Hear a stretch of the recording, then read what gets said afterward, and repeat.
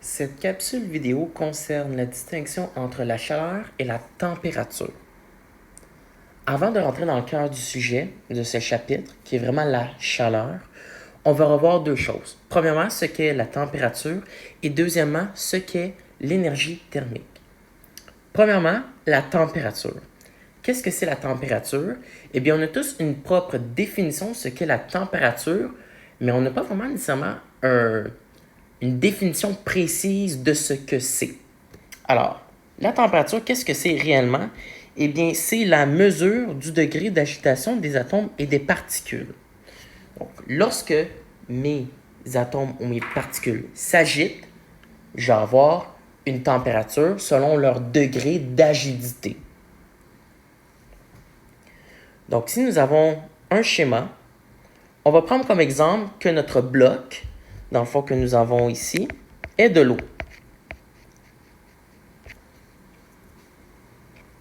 Donc, à moins 10 degrés. Comment est l'eau? Bien, l'eau est sous forme solide.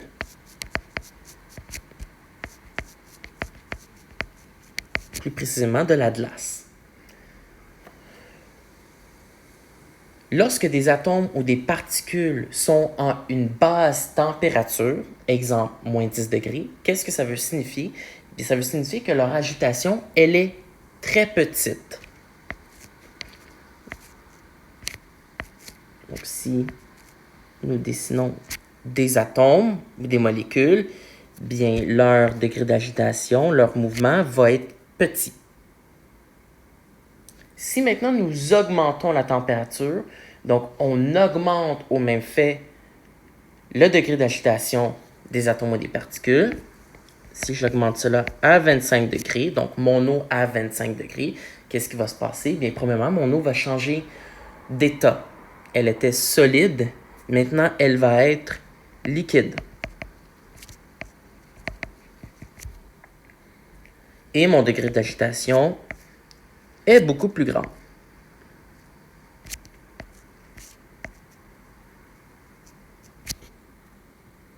Si j'augmente encore la température, donc j'augmente encore le degré d'agitation des particules, et je me rends jusqu'à 100 degrés, et bien ici maintenant, je vais être sur l'état gazeux, et plus principalement, bien ici, je vais avoir de la vapeur quand je vais être à l'état gazeux. Qu'est-ce qui va arriver au niveau de mon degré d'agitation des particules? Bien, elle va être extrêmement grande. Donc, mes particules vont tendance à bouger plus rapidement. Qu'est-ce qu'il faut se souvenir au final? Et lorsque la température augmente, l'agitation des particules va elle aussi augmenter. Donc ça ici, c'est pour la température. Maintenant, l'énergie thermique.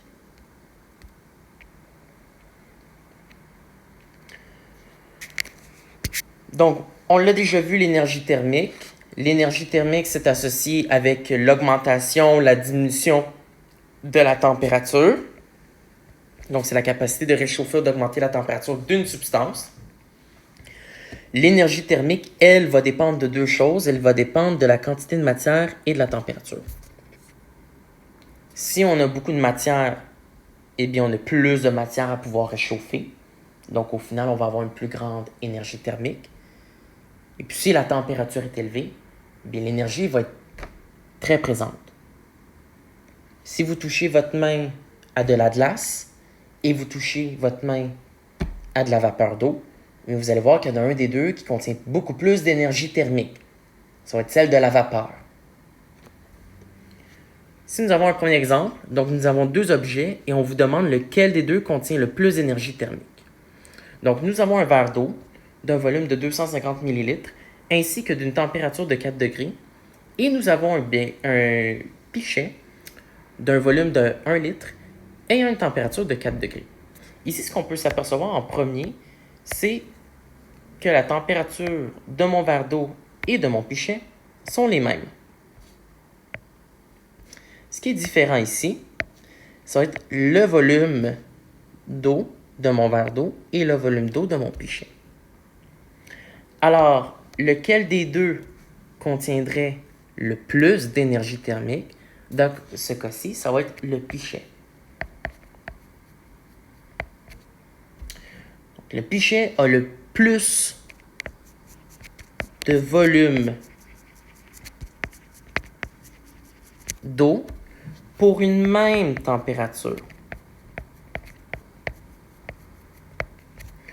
Donc, puisque les deux ont la même température, je ne peux pas me fier sur ça à savoir lequel des deux a le plus d'énergie thermique. Alors, je vais me fier maintenant à la quantité de matière. Puisque le pichet contient plus d'eau que le verre d'eau, bien nécessairement, il va avoir plus d'énergie thermique. Donc, le pichet va avoir le plus d'énergie thermique.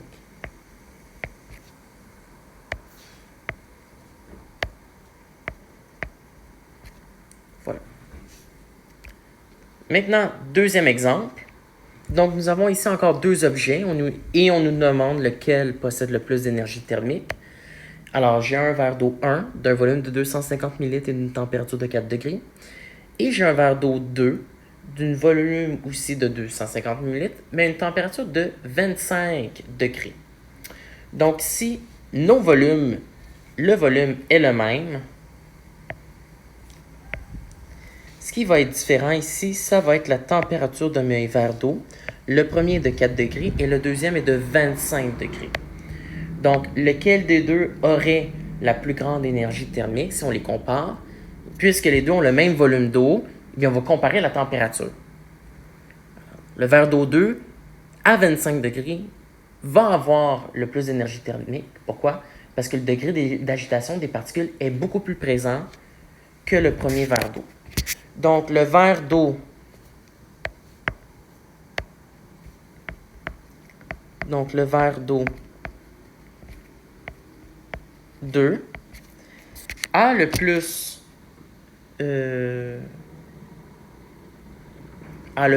de température ou de degré de variation, de degré d'agitation des particules, a plus de température.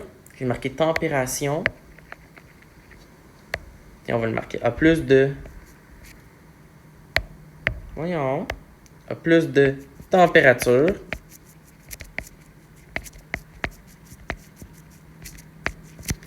pour une même quantité d'eau.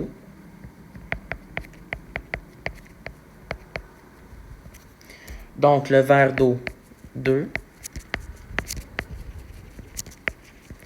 a plus d'énergie thermique.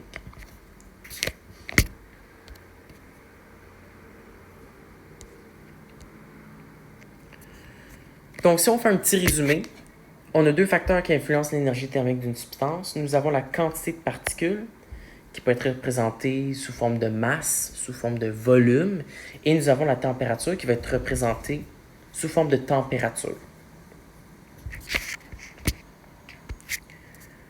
Si on augmente notre quantité de particules, qu'est-ce qui va arriver?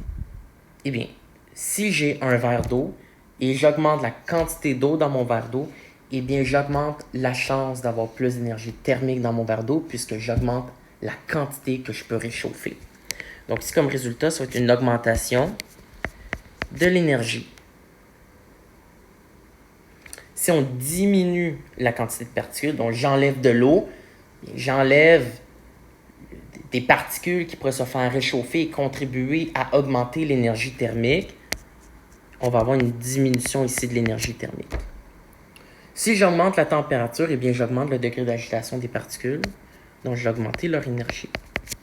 Et si je diminue la température, eh bien, je diminue le degré d'agitation et ma quantité d'énergie thermique va diminuer. Prochaine page. Donc, on a vu ce qu'était la température, on a vu ce qu'était l'énergie thermique. Maintenant, on va voir ce qu'est le concept de chaleur. Souvent, le concept de chaleur peut être trompeur. Parce qu'à chaque fois que vous pensez chaleur, vous pensez à chaud. Mais ce n'est pas nécessairement le cas. Qu'est-ce que c'est en réalité la chaleur? Eh bien, la chaleur, ça va être le transfert d'énergie thermique. Donc, quand nous avons un transfert d'énergie thermique, c'est un transfert de chaleur. Donc, d'une substance à une autre. L'énergie est transférée d'une substance ayant une température élevée à une température ayant une basse degré d'agitation des particules. Dans ce cas-ci, et dans le cadre du cours, on ne peut pas vraiment dire que quelque chose est froid. Quand on veut dire que quelque chose est froid, il faut dire que nous avons un manque de chaleur.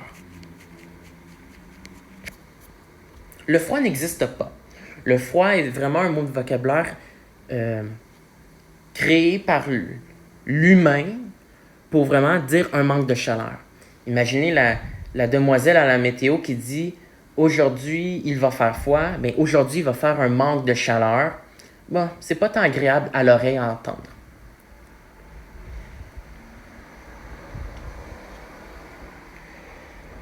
Donc, nous avons un premier exemple. Un jeune garçon se grille une guimauve au bord d'un feu de camp. Et nous avons la température de la guimauve qui est de 25 degrés. Nous avons la température de la flamme qui est de 250 degrés. Et bien ici, comment va s'effectuer le transfert de chaleur? Eh bien, ça s'effectue d'une température élevée à une température basse. Donc, ça va être de la flamme vers la guimauve qui va avoir mon transfert d'énergie. Donc, la chaleur va passer de la flamme à la guimauve, car la guimauve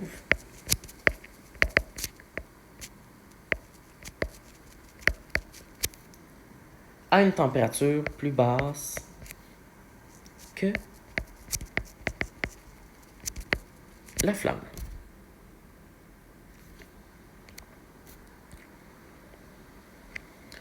Deuxième exemple. En hiver, un enfant s'amuse dans la neige. Donc, nous avons la température de l'air qui est de moins 20 degrés et nous avons la température de la peau qui est de 25 degrés. Comment va s'effectuer le transfert de chaleur?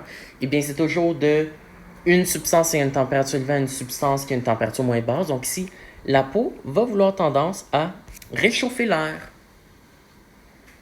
Bon, c'est sûr et certain que l'air jamais augmenté de température. Pourquoi? Bien, parce que l'air est en plus grande quantité vraiment que la peau. Donc, la chaleur passe de la peau à l'air, car la peau a une température plus élevée que l'air.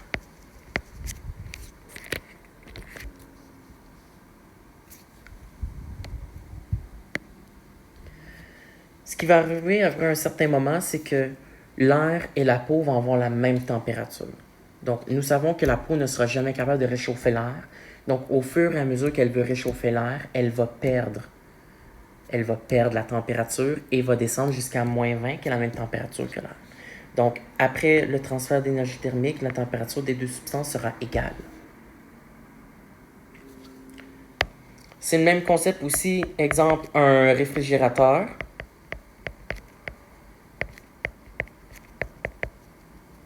Si je mets un plat au réfrigérateur, eh bien, mon plat va vouloir réchauffer l'air du réfrigérateur.